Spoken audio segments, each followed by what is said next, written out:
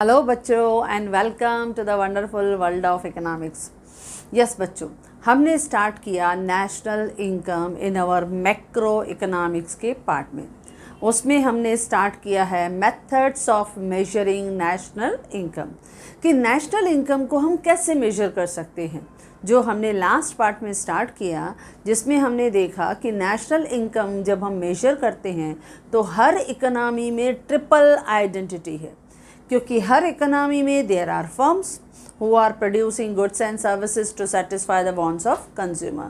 और कंज्यूमर क्या करते हैं? We are purchasing, we make the payment for purchasing various goods and services. और थर्ड हमने देखा कि जो इनकम है it is distributed among the four factors of production, that is land, labour, capital and internal. इसके लिए हम total output से नेशनल इनकम मेजर करें, या टोटल इनकम से हम अपनी नेशनल इनकम को मेजर करें, या टोटल एक्सपेंडिचर से हम नेशनल इनकम को मेजर करें, we will get the same picture, हमें सेम रिजल्ट मिलेगा।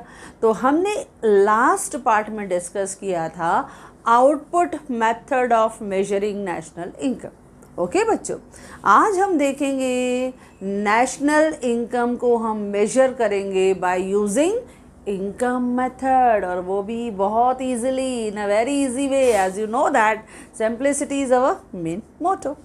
नाउ ये जो इनकम मेथड है, जब हम इनकम मेथड की बात करते हैं तो मोस्टली इस मेथड को हम फैक्टर कॉस्ट मेथड भी कहते हैं। क्यों फैक्टर कॉस्ट? क्योंकि इस इनकम मेथड में हम क्या देखते हैं कि फ्रॉम द डिस्ट्रीब्यूटेड साइड, जहाँ से इनकम डिस्ट्रीब्यूट होना शुरू होती है, और चार फैक्टर्स में वो डिस्ट्रीब्यूट होती है, यानी लैंड को रेंट मिलता है, लेबर को वेजेस मिलता है, कैपिटल को इंटरेस्ट दिया जाता है, और एंटरप्रेन्योर अर्न करता है प्रॉफिट। तो जब इन चारों फैक्टर्स को हम इनकम डिस्ट्रीब्यूट करते हैं, उनकी डेटा अगर हम कैलकुलेट करते हैं, इनकम टैक्स जहाँ रिटर्न फाइल होता है, इनकम टैक्स के डिपार्टमेंट से हमें पूरा जो डेटा है वो पूरा मिल जाता है, from various books and magazines हमें वो डेटा मिल जाता है। तो जनरली हम देखते हैं कि ये मेथड जो है it is very easy to calculate, और specially all the developed countries जो हैं, जैसे यूएसए है, यूके है, जापान है, ऑस्ट्रेलिया, जितनी भी डेवलप्ड कंट्रीज़ हैं, for them income method is the best method, क्योंकि इससे नेशनल इनकम को कैलकुलेट करना बिकम अ वेरी आसान जॉब, बहुत इजी हो जाता है। अच्छा, लेकिन इंडिया में जब हम देखते हैं तो specially in the urban areas, जहाँ पे you see that maximum transaction जो है वो हमारे मॉनेटरी सिस्टम यानी बैंक के थ्रू होती हैं, तो वहाँ पे भी इनकम टैक्स के डिपार्टमेंट के through you will get the maximum data.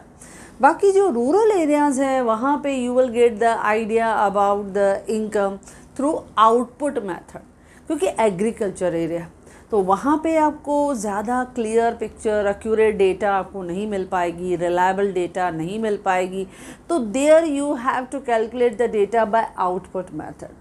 तो हमारे इंडिया में थोड़ा वेरिएशन हो जाता है कि मेजॉरिटी ऑफ द सेक्शन में हम इनकम मेथड यूज़ करते हैं, और बाकी थोड़ा बहुत जहाँ पे हमको लगता है कि we are unable to get the exact data, क्योंकि बहुत से लोग in that area they are not filing return, वो आपको ऐसे रॉ आपको डेटा देंगे और उसमें से we will try to calculate the income by output method. तो डेवलपिंग कंट्री में तो मोस्टली दोनों मेथड यूज़ होते हैं, जैसे मैंने कहा आउटपुट भी और इनकम भी। लेकिन जितने भी डेवलप्ड कंट्रीज़ हैं बच्चों, वहाँ पे ज़्यादातर यानी 99% income method is used. Okay बच्चों, तो आज देखते हैं इनकम मेथड, जिसको मैंने क्या कहा, फैक्टर कॉस्ट मेथड, जिसमें चार फैक्टर्स को हम जो इनकम देते हैं उस इनकम को इनकम टैक्स डिपार्टमेंट से हम अपनी जो डेटा है वो कलेक्ट कर लेते हैं, जो इजीली मिल जाती है।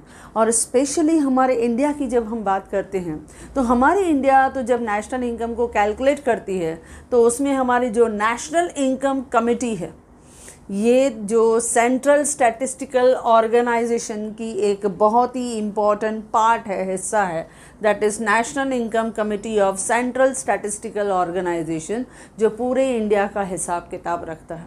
They are using income method for calculating national income. अच्छा, अब हमने कहा कि ये जनरली जब हम इस इनकम मेथड से हम नेशनल इनकम को कैलकुलेट करते हैं तो 4 फैक्टर्स को हम जो इनकम देते हैं वही कैलकुलेट करते हैं। ओके, तो जनरली अगर हम फॉर्मूला की बात करें जिसमें हर फैक्टर्स को आप जितनी इनकम दे रहे हो, हर फैक्टर जितनी इनकम रिसीव कर रहा है, उनका जब हम सम टोटल करते हैं, ऐड करते हैं, तो we will get income method से नेशनल इनकम।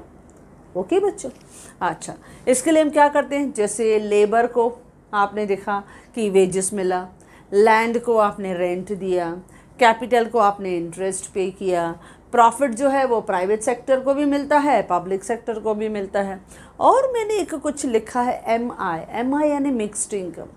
कुछ लोगों की मिक्स्ड इनकम होती है, जैसे मैं सपोज़ अगर हम बात करें, बहुत से लोग हैं जो अलग अलग सोर्सेज से उनको इनकम मिलती है, तो उनकी इनकम को आप मिक्स करते हैं, यानी उनको सैलरीज़ और वेजेस भी आ रही हैं, प्लस उन्होंने कहीं पे फंड्स इन्वेस्ट करके रखा है, वहाँ से इंटरेस्ट भी आ रही है, या कुछ लोग सैलरी भी अर्न कर रहे हैं लेकिन उसके साथ साथ उन्होंने प्रॉपर्टी रेंट पे दिया हुआ है, तो रेंट भी आ रहा है, वेजेस भी आ रहा है। ऐसे बहुत से लोग हैं, या बहुत से बिजनेसमैन होते हैं जो प्रॉफिट अर्न करते हैं लेकिन उसके साथ साथ वो स्टॉक मार्केट में पैसा भी इन्वेस्ट करते हैं जहाँ से इंटरेस्ट और डिविडेंड भी आता है, तो ऐसे मिक्स्ड इनकम भी रहती है। तो हर चीज़ को हम थोड़ा और अच्छी तरह से करेंगे। तो जनरली जब हम नेशनल इनकम मेथड से करते हैं बच्चों, तो यू विल सी दैट कि नेशनल इनकम में हम इनकम को कैलकुलेट करते हैं बाय एडिंग ऑल फैक्टर की income, that is rent plus wages plus interest plus profit plus mixed income, और finally income from abroad, that is export minus import का बचा हुआ पैसा। ओके बच्चों, अच्छा, अब जब ये हम करते हैं तो हमने उसका जस्ट एक कि हम इस इनकम मेथड में क्या करते हैं उसका हमने क्लियर एक इंफॉर्मेटिव लिखा है कि नेशनल इनकम जब हम इनकम मेथड से कैलकुलेट करते हैं तो national income is calculated by adding the sum total of income received by all the factors of production in the economy। जितने भी हमारे फैक्टर्स ऑफ प्रोडक्शन हैं उनकी जो भी इनकम उनको अर्न होती है, whether it is a land हो, लेबर हो, कैपिटल हो, एंटरप्रेन्योर हो, इनकी जब इनकम को हम ऐड करते हैं, सम टोटल करते हैं, तो we are getting the national income by income method. Okay बच्चों, तो ये हमारा जनरली नॉलेज क्लियर हो गया। अच्छा, अब इस इनकम मेथड में जो हम इनकम मेथड में एक एक पॉइंट को मैं लेती जाऊंगी। जैसे फर्स्ट मैंने पॉइंट लिखा है दैट इज़ रेंट। अच्छा, जब हम रेंट की बात करते हैं तो जो रेंट हमने एक्चुअली पे किया है वो तो हमारे नेशनल इनकम में दिखता ही है, लेकिन उसके साथ साथ ये भी ध्यान देना है कि जो rent must be given to self occupied property, इसको हम पता है क्या बोलते हैं, इसको हम बोलते हैं इम्प्यूटेड रेंट। क्या बोलते हैं हम इसको? जब हम रेंट की बात कर रहे हैं, फर्स्ट मैं ले रही हूँ रेंट। जब हम रेंट की बात करते हैं तो इसमें स्पेशली हमको देना है कि जो इम्प्यूटेड रेंट है, इम्प्यूटेड रेंट जो है it is part of implicit cost. ये इम्प्लिसिट कॉस्ट, इम्प्लिसिट नहीं समझ में आती है, सीधा बोलो इंटरनल कॉस्ट, ये इंटरनल कॉस्ट होता है। नाउ लिसन, अब ये कोई बड़ा वर्ड नहीं है, कोई डरावना वर्ड नहीं है, बहुत आसान है। देखो क्या होता है, सपोज़ मैं प्रोड्यूसर हूँ, मेरे पास बहुत बड़े प्लॉट्स जो हैं वो वैकेंट पड़े हैं, उस पर मैंने फैक्ट्री डाल दी है। अगर ये प्लॉट मैं किसी और से लेता था तो आई हैव टू पे द रेंट ऑन दैट, मुझे वहाँ पे रेंट पे करनी पड़ती थी, बराबर ना। लेकिन अब ये प्लॉट मेरा है, उस पे मैंने लैंड एंड बिल्डिंग स्ट्रक कर दिया। अच्छा, उस पे मेरी फैक्ट्री चल रही है, लेकिन मैं रेंट नहीं पे कर रहा हूँ, अपने आप को रेंट नहीं पे कर रहा हूँ। लेकिन इकोनॉमिस्ट क्या बोलते हैं कि जब हम इस मेथड से जाएं, जब हम इनकम मेथड से ये सब कैलकुलेशन करें, तो ये ध्यान देना है कि जो इम्प्यूटेड रेंट है, यानी जो ओनर को रेंट मिलना चाहिए है, उसकी ही लैंड, उसकी ही प्रॉपर्टी, लेकिन वो अपने आप को भी रेंट दे, उसके इनकम का वो हिस्सा बढ़ना चाहिए। अदरवाइज़ क्या होता है, अंडर वैल्यूड होती है नेशनल इनकम। लेकिन जब हम एक्चुअल रेंट अपने आप को भी पे करेंगे, that is a part of implicit cost या इंटरनल कॉस्ट, तो हमें अपने को वो चीज़ें भी दिखानी है। तो इम्प्लिसिट या इम्प्यूटेड रेंट जब हम बात करते हैं, यानी simple language self occupied property, आपकी खुद की प्रॉपर्टी है तो आप अपने आप को भी रेंट दो भाई, अपने आप की इनकम दिखाओ, तो इसमें हमें एक्चुअल नेशनल इनकम दिखेगा। तो ये है पहला first concept, that is rent. अच्छा, सेकंड हम बात कर रहे हैं वेजेस की। अच्छा, जब हम वेजेस की बात करते हैं बच्चों, तो वेजेस में यू नो दैट वेजेस और सैलरीज किसको पे किए जाते हैं? लेबर। अब इसमें वेजेस और सैलरीज जो है वो एक बहुत ही बड़ा ब्रॉडर कॉन्सेप्ट है, क्योंकि वेजेस और सैलरीज में आप उनको वेजेस और सैलरीज भी देते हो, लेकिन उसके साथ साथ आप उनको जो कमीशन दे रहे हो, उनको इंटरेस्ट पे कर रहे हो, या उनको कोई कमीशन के अलावा कोई लॉजिंग एंड बोर्डिंग का अगर आप उनको एक्सपेंडिचर दे रहे हो, उनको कुछ एजुकेशनल अलाउंसेस दे रहे हो, उनको आप ट्रांसपोर्टेशन अलाउंसेस दे रहे हो, they are also becoming the part of wages. और वो सब उसमें इन्वॉल्व होना चाहिए, सब क्लियरली उसमें दिखना चाहिए, क्योंकि वेजेस एक बहुत बड़ा ब्रॉडर कंसेप्ट होता है। जब हम लेबर को पे करते हैं तो हमने उनको ट्रैवलिंग अलाउंस कितना दिया, हमने उनके लॉजिंग और बोर्डिंग के लिए यानी HRA हाउस रेंट अलाउंस हमने कितना दिया, वो भी दिखाना चाहिए, सब इंक्लूड उसमें होना चाहिए। क्योंकि वेजेस जब हम बात करते हैं तो एक बहुत बड़ा ब्रॉडर कंसेप्ट आता है। तो इस कंसेप्ट में आप उनको लॉजिंग, उनको बोर्डिंग या उनके कमीशन जो भी आप उनको दे रहे हो, या आपने उनको कुछ और डिस्काउंट ऑफर्स दिए हैं, सब उसमें इंक्लूड होना चाहिए। तो वेजेस भी एक बहुत बड़ा जो है वो कॉन्सेप्ट है, जिसमें हम अपने लेबर को जो जो पेमेंट करते हैं उनका ओवरऑल टोटल कॉस्ट आपको वेजेस में दिखाना है। तो ये आपके एक्चुअल इनकम का हिस्सा बनेगा। ओके बच्चों। अच्छा, थर्ड जब हम बात करते हैं दैट इज़ इंटरेस्ट, तो यहाँ पे नेट इंटरेस्ट, देखो मैंने क्या लिखा, नेट इंटरेस्ट। नेट इंटरेस्ट क्यों बोला मैंने? खाली मैंने इंटरेस्ट, हाँ जब ऐड करेंगे तो इंटरेस्ट लिखेंगे, लेकिन वो इंटरेस्ट कौन सा होगा बच्चों? नेट इंटरेस्ट होगा। क्यों मैंने नेट इंटरेस्ट बोला? क्योंकि कुछ इंटरेस्ट हम पे करते हैं और कुछ इंटरेस्ट हम रिसीव करते हैं, दोनों पॉसिबिलिटी होती है। जब हम इंटरेस्ट की बात करते हैं बच्चों, तो इंटरेस्ट इनकम के फॉर्म में भी दिखता है, इंटरेस्ट एक्सपेंडिचर के फॉर्म में भी होता है। इसके लिए आपको नेट इंटरेस्ट इसमें दिखाना पड़ता है। कैसे? आप कंफ्यूज मत होना, बहुत आसान है, और आपने अपने रेगुलर नॉर्मल लाइफ में उसको देखा है तो टेंशन लेने की बात नहीं है, बहुत आसान है। देखो, जब आपने अपना कुछ पैसा फिक्स डिपॉजिट में रखा है, पोस्ट ऑफिस में रखा है, बराबर, जब आप म्यूचुअल फंड्स में पैसे रखते हो, पोस्ट ऑफिस में पैसे रखते हो, रिकरिंग में पैसे रखते हो, फिक्स डिपॉजिट में पैसे रखते हो, तो क्या मिलता है बच्चों? इंटरेस्ट मिलता है, बराबर ना?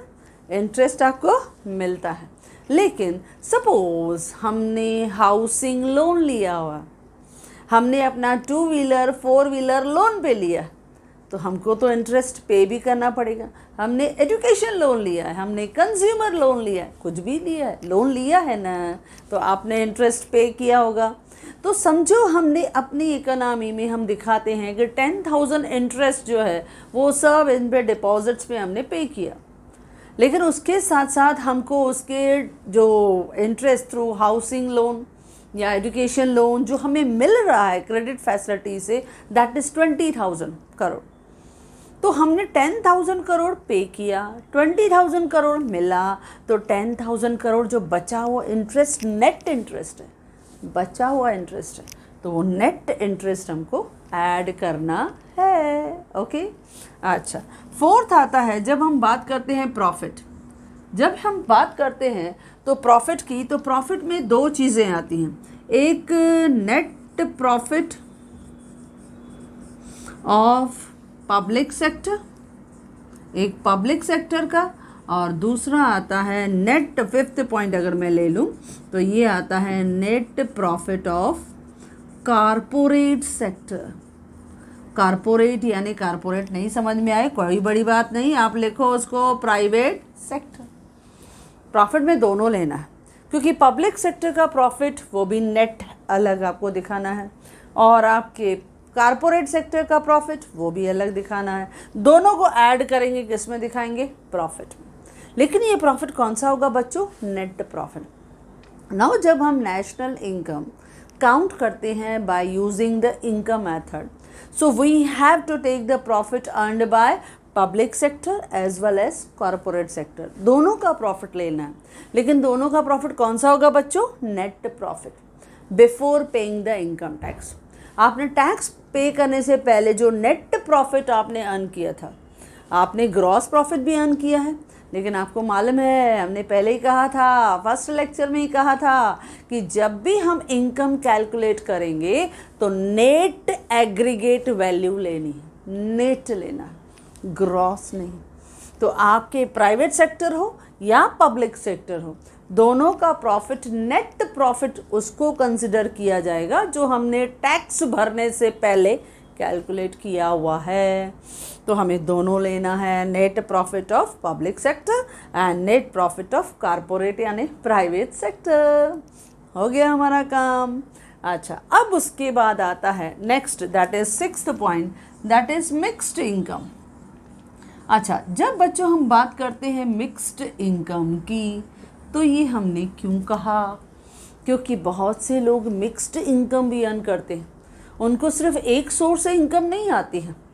भाई सपोज जैसे मैंने एग्जांपल कहा, एक बिजनेसमैन है, एंटरप्रेन्योर है, ही इज़ अर्निंग प्रॉफिट, लेकिन उसके साथ साथ उसने फंड्स अपने म्यूचुअल फंड्स में भी डाले हुए हैं, वहाँ से इंटरेस्ट आ रहा है। उसने अपने प्रॉपर्टी जो है वो रेंट पे भी दी हुई है, वहाँ से रेंट भी आ रहा है। तो जो उसका चार्टर अकाउंटेंट होगा वो सभी इनकम को ऐड करेगा, उसका प्रॉफिट भी, उसका इंटरेस्ट भी, उसका रेंट भी, सब ऐड करेगा।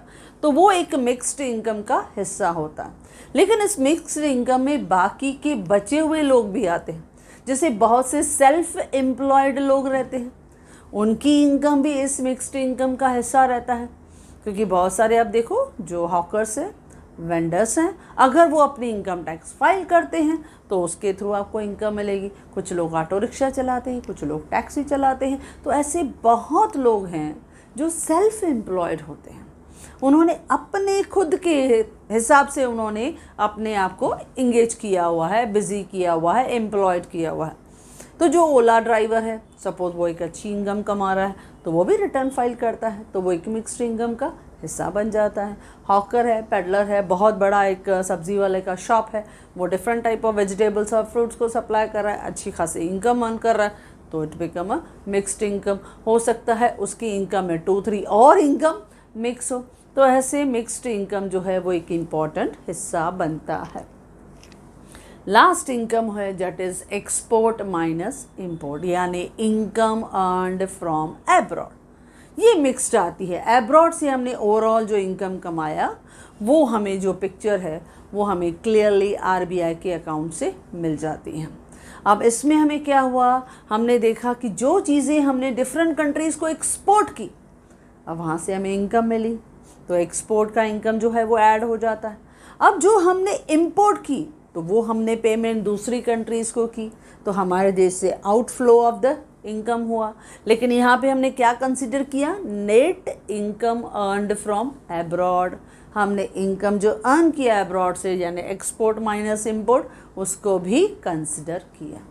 तो ये हम जब सब ऐड करते हैं ना बच्चों, तब हमें क्या मिलता है, दैट इज, यानी हमने क्या लिखा, 7th पॉइंट लिखा, income from abroad. Income from abroad, abroad से इनकम आई यानी एक्सपोर्ट माइनस इंपोर्ट। समझो हमने एक्सपोर्ट किया 10,000 करोड़ का, ओके, हमने एक्सपोर्ट किया यानी 10,000 करोड़ का एक्सपोर्ट किया, लेकिन जो हमने इंपोर्ट किया वो 8,000 करोड़ का इंपोर्ट किया, यानी फिर भी हमारे पास 2,000 करोड़ जो है वो बचे हैं। तो that we have to add it, वो हमें ऐड करने हैं। तो इस तरह से बहुत इजीली हम नेशनल इनकम को कैलकुलेट करते हैं। ओके, चलो ये बी पार्ट में हमने ये 7 पॉइंट्स बता दी। वो देखो फार्मूला से मैंने बता दिया। देखो, रेंट, वेजेस, नेट इंटरेस्ट, फिर प्रॉफिट में 2 पॉइंट्स आएंगी, क्योंकि प्रॉफिट पब्लिक सेक्टर का भी है और प्रॉफिट प्राइवेट सेक्टर यानी कारपोरेट सेक्टर का भी है। 6th आता है मिक्स्ड इनकम और 7th आता है इनकम फ्रॉम एब्रॉड, वो भी आपने दिखा दिया। ओके, ये हो गया, बहुत आसानी से आपका ये नेशनल इनकम हो गया। अब 3rd पार्ट आता है प्रिकॉशन। अब हमारी आदत है प्रिकॉशन में आपको याद करने को नहीं बोलूँगी, मैं पहले क्या दिखाऊंगी आपको, प्रोफार्मा दिखाऊंगी कि अगर हम नेशनल इनकम को कैलकुलेट करें बच्चों तो कैसे कैलकुलेट करेंगे। तो चलो थोड़ा प्रोफार्मा ड्रॉ करके देख लेते हैं।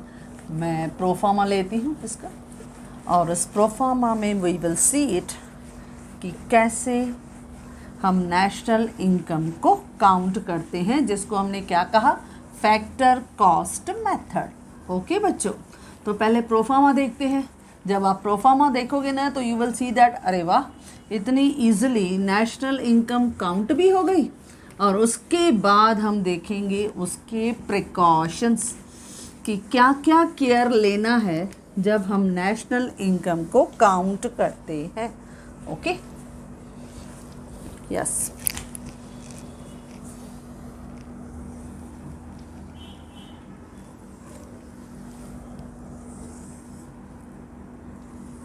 एक स्टेटमेंट लिया, मैंने दिखा दिया calculation of national income by income method. हमने इनकम मेथड से उसको कैलकुलेट करना शुरू कर दिया। ओके, और वो फिगर्स किस में रहेगी, इन करोर्स।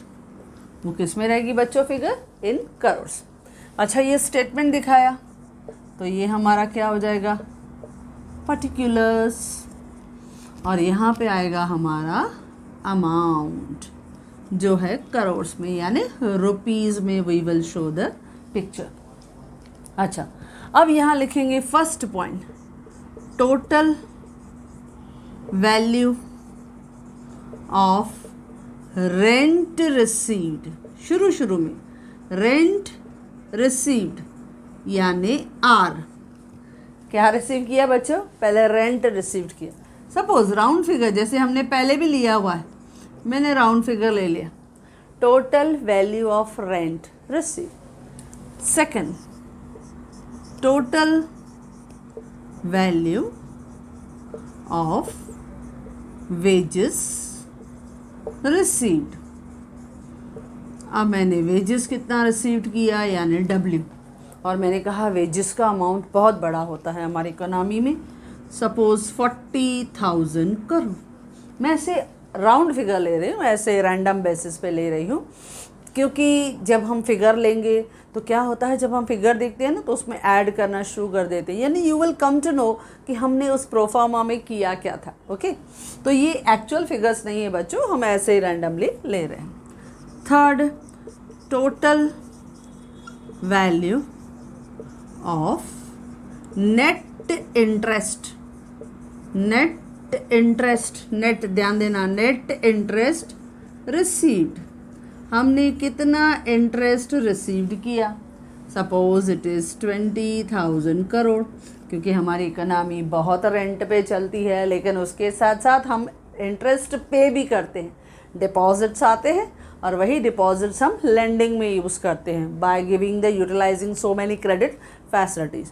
तो जो इंटरेस्ट हमने रिसीव किया, जो इंटरेस्ट हमने पे किया, तो नेट इंटरेस्ट को मैंने ऐड कर दिया। ओके बच्चों, then fourth, then total value of profit earned. जो हमने प्रॉफिट अर्नड किया है, यानी इसमें मैंने क्या दिखाया, पब्लिक प्लस प्राइवेट।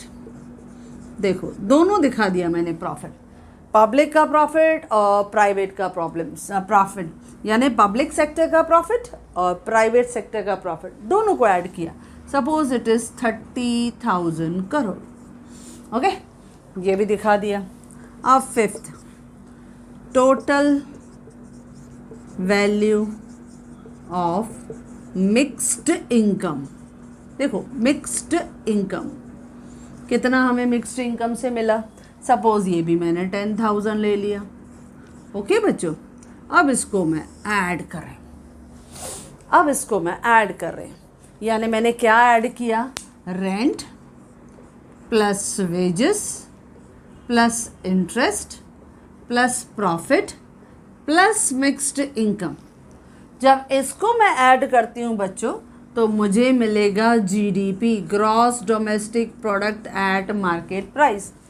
10 + 40 50 + 20 70 + 30 100 यानी 1 लाख, और उसमें 10,000 यानी 1,10,000 करोड़। तो ये आपका आंसर आ गया हमको। ओके, अच्छा, अब ये 1,10,000 हो गए। 10 में 40 ऐड किया 50, 50 में 20 ऐड किया 70, 70 में 30 ऐड किया 1 लाख, और 1 लाख में 10,000, 1,10,000। ये है ग्रॉस डोमेस्टिक प्रोडक्ट जो हमने अपने ही देश के बाउंड्रीज के अंदर पूरा इनकम कमाया। अब इसमें हम ऐड करते हैं इनकम फ्रॉम एब्रॉड। क्या ऐड किया बच्चों, income from abroad.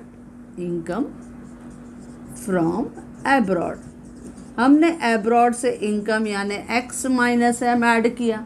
Suppose it is 10,000, चलो मैंने राउंड फिगर ही ले लिया, प्लस ये आया 1,20,000। पता है ये क्या मिला आपको, ये मिला आपका GNP, या जिसको आप कह सकते हो national income eight market price.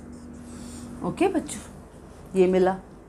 अच्छा, ये आपका ग्रॉस नेशनल प्रोडक्ट मिल गया। अब ग्रॉस मिला है, ग्रॉस के साथ साथ बच्चों आपको क्या निकालना है, नेट एग्रीगेट वैल्यू, क्योंकि पूरा आपको इनकम मिला, पूरा सिस्टम यूज़ हुआ, तो ग्रॉस पे मिला, लेकिन उसके साथ साथ नेट वैल्यू भी निकालना है। जब हम नेट वैल्यू निकालते हैं बच्चों तो क्या करते हैं, माइनस करते हैं डेप्रीसिएशन। हमने डेप्रीसिएशन को माइनस किया। सपोज राउंड फिगर हमने लिया 20,000, जब ये माइनस किया तो मुझे मिला 1 लाख। ओके, ये 1 लाख क्या है मेरा, NNP eight market price. Okay, मिला। अब यहाँ पे कोई मार्केट प्राइस कहीं पे भी नहीं है, यानी मार्केट वैल्यू, मॉनेटरी वैल्यू नहीं है। यहाँ पे हमने जो इनकम डिस्ट्रीब्यूट की है फैक्टर्स की, जिन्होंने अर्न किया है, यानी रेंट के थ्रू, वेजेस के थ्रू, इंटरेस्ट के थ्रू, प्रॉफिट के थ्रू, वो हमने किया। अब हमने मार्केट प्राइस पे ग्रॉस भी निकाला, हमने नेट भी निकालना। अब हमें नेशनल इनकम फैक्टर कॉस्ट पे भी चाहिए। तो पता है यहाँ पे सिर्फ एक आइटम आता है जो हम माइनस करते हैं, और वो एक आइटम कौन सा होता है जो इस वेजेस में समहाउ कभी कभी इंक्लूड हो सकता है, that is called transfer income. अब यू नो दैट कि ट्रांसफ़र इनकम जो है वो हम पे करते हैं in the form of pension हो, आप डोनेशंस दे रहे हो, आप स्कॉलरशिप्स दे रहे हो बच्चों को, या आप वर्कर्स को जो है वो सिकनेस बेनिफिट दे रहे हो, अनएम्प्लॉयमेंट बेनिफिट दे रहे हो। तो ये जो वेजेस में अगर ट्रांसफ़र इनकम आ गए हैं तो बच्चों आपको क्या करना पड़ेगा, लेस ट्रांसफ़र इनकम। आप ट्रांसफ़र इनकम को क्या करोगे बच्चों, माइनस करोगे। तो यहाँ मैंने माइनस किया 10,000, हो गया हमारा कम। तो क्या मिला, नेशनल इनकम एट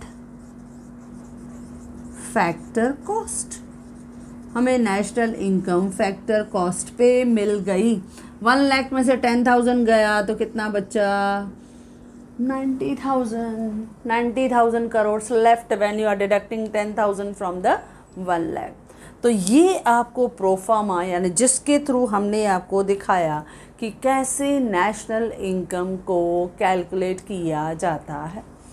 बहुत आसान था। क्या किया, रेंट, वेजेस, इंटरेस्ट, प्रॉफिट, इनको ऐड किया, और मिक्स्ड इनकम जो हमने दिखाया, मिक्स्ड इनकम यानी MI। जब हमने इनको ऐड किया, प्रॉफिट अर्न किए यानी P, और जो प्राइवेट और पब्लिक सेक्टर दोनों लिया, जब मैंने ऐड किया, जब ये मैंने फैक्टर्स ऐड किया तो मुझे मिला GDP। उसमें मैंने ऐड किया x - m, तो मुझे क्या मिला, GNP। उसमें से माइनस किया डेप्रिसिएशन, तो मुझे क्या मिला, NNP। उसमें से माइनस किया ट्रांसफ़र इनकम, तो क्या मिला मुझे, NNP एट फैक्टर कॉस्ट। देखो ये प्रैक्टिस चाहिए अब कि कैसे हम नेशनल इनकम को काउंट करते, क्योंकि हमने रेंट, वेजेस, इंटरेस्ट, प्रॉफिट और मिक्स्ड इनकम को ऐड किया। क्या मिला बच्चों, GDP। ऐड किया income from abroad X minus M, क्या मिला बच्चों, GNP, मार्केट प्राइस। माइनस किया डेप्रिसिएशन, क्या मिला, NNP एट मार्केट प्राइस।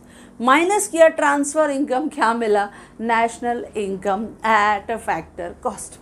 अच्छा, अब ये हमने प्रोफार्मा देख लिया किस तरह से होता है। जो मैंने पहले ही कहा कि इस तरह के प्रोफार्मा आपके टेक्स्ट बुक में नहीं है, लेकिन हमने इस पर्टिकुलर टॉपिक को थोड़ा इजी करने के लिए, नहीं तो क्या होता है बच्चा रट्टा मारता है कि कैसे हो रहा है, क्या करना है, हर चीज़ को रट्टा मारने की कोई चीज़ ही नहीं है। हर चीज़ एकदम स्मूथ है, बहुत सिंपल है, बहुत इजी है। जो हमने प्रोफार्मा से समझ लिया कि कैसे इनकम मेथड में चारों फैक्टर्स की इनकम को जब हम सम टोटल करते हैं तो ये हमें इनकम मेथड से नेशनल इनकम देता है।